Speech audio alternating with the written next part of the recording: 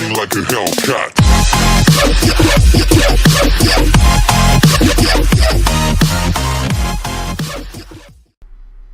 What is going on, guys? It's your boy Depths of Eden, and today we're going to be talking about the new Blood Orchid update that will be launching September 5th. So this is a massive update, it's huge, and we're just going to be talking about like some of the things that are coming out with it and what the changes are and what I'm excited for, and I'm curious as to what you guys are excited for. So after this video, or you can do it right now, just put what you're excited for in the comments below. I would like to read those. But let's just go ahead and jump into this because it's a pretty big update. So right off the bat, let's go ahead and start this. So with the season 3 at launch, we're going to be getting some new servers, and they're saying that it's going to fix stability, connectivity issues, frames per second, rubber banding, and just like an overall performance. But they also announced that they are working on a new physics system. So I don't really know when we're going to get the physics system, but that is something to be excited for, and I'm excited for new servers.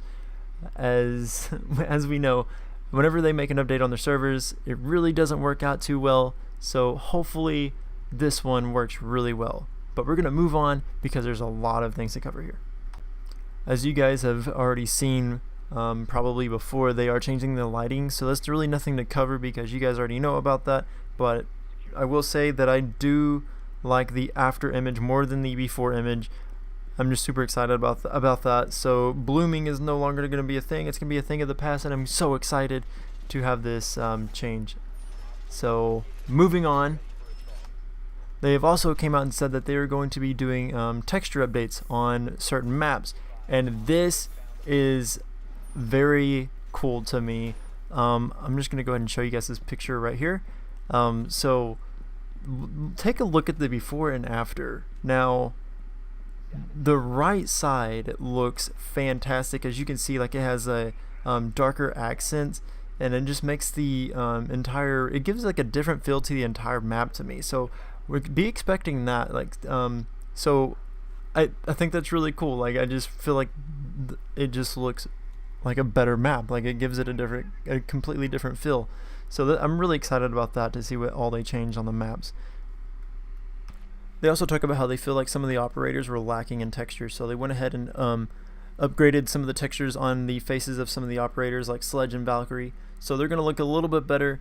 So that's kind of cool. I guess it didn't really change gameplay much, but I think it's a cool idea. So now the sizes for these updates are pretty big. So for PC with Ultra HD, you guys are looking at 42 gigs. PC without Ultra HD, you're looking at 26 gigs, and Xbox One and PS4 are both looking at 15 gigs. Now, they're wanting this update to also help the game load faster. Now, with the PC users, since you guys have like a different variety of like configurations and stuff, that's all they can't really determine on how much faster it's going to load for you guys. But for consoles, we will see about a 10% faster loading times for each match. So it's kind of cool. I know it does take a while for, like, the game to load in and everything, and I get it, but looking forward to having a shorter time for matches to load. That's awesome. They are working on hit registration and high ping. They're calling it latency alignment, so it's going to make 1v1 encounters feel a lot more consistent.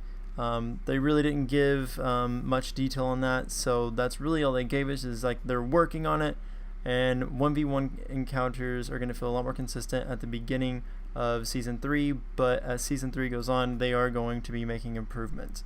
So be looking forward to that, because I am and I know you guys will be too. Now, they also said they have completely revamped smokes grenades. So they increased it so much that the pro players that tested it out said that there should only be 2 that Smoke has. So Smoke is now only going to have 2 smoke grenades, and they're going to be very deadly, apparently. So a lot of people are going to be playing Smoke probably right off the bat, so be ready for that. Now, here's a big one that a lot of you guys are upset about, and I know this because I see it all the time on Facebook and in my news. It's just all in my news feed. And the ACOG is in fact being taken off from Jaeger and Bandit, and will be placed on heavier or 3 armor operators. Now, not all 3 armor operators are going to have ACOGs, but that will be decided by the game design team. So yes, Jaeger and Bandit are losing their ACOG. I really don't care. I mean, yeah, spawn killing is fun, but it is kind of very OP, especially if you just know exactly where they're going to spawn. But I'm honestly for them taking ACOGs off. I'm excited for this. It's going to change the game a lot, and I feel like it's going to allow the attackers to be not so worried about spawn killing, so they can actually strategize instead of just getting picked off right off the bat. So I'm excited for this change, and I very much look forward to it. Now I'm not going to go over every single detail of the update, but I will leave the links where you guys can go and actually like read this for yourself, because there's a lot of little bitty things that I don't really feel like I need to go over in this video. But if you guys are interested, you can go click on the link in the top of my description. It's there. But let's go ahead and move on. They talk about adding magazines to a lot of weapons, and so each time you hear me say like plus and then a number, that's how many magazines they added to that weapon. So AR-33 plus 1, the 417 plus 4, 556 plus 2, the CASFW plus 2, MK17CQB plus 2, the CAMRS plus 2, the Para 308 plus 2, the Type 89 plus 2, the SMG11 plus 2, the P9 plus 1, the P226 MK25 plus 1, the M45 plus 2, the P90 plus 1, the SASG 12 plus 1, the SPAS 15 plus 1, the ITA 12S is plus 2, FO12 plus 1, T96 LSW plus 1, the SR25 plus 2, the OTS-03 plus 2. Now, I don't really know how I feel about this, but it's going to be interesting. I feel like we already had enough ammo on a lot of those weapons, but I mean, we'll see how that works out.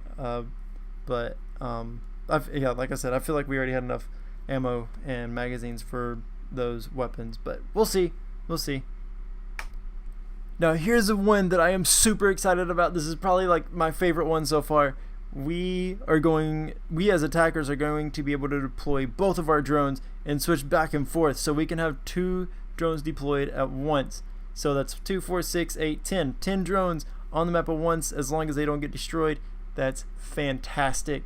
I am so excited for this. I can't tell you how many times my friends and I have been in a match and we were just like, man, why can't we just deploy both of our drones and look at both of them and use both of them and just switch between back and forth? Like, this is fantastic, and I'm super excited about this update. Like, you guys have no idea. I know it's kind of lame, but being able to use both your drones and switching back and forth in between the two is amazing to me, and I cannot wait.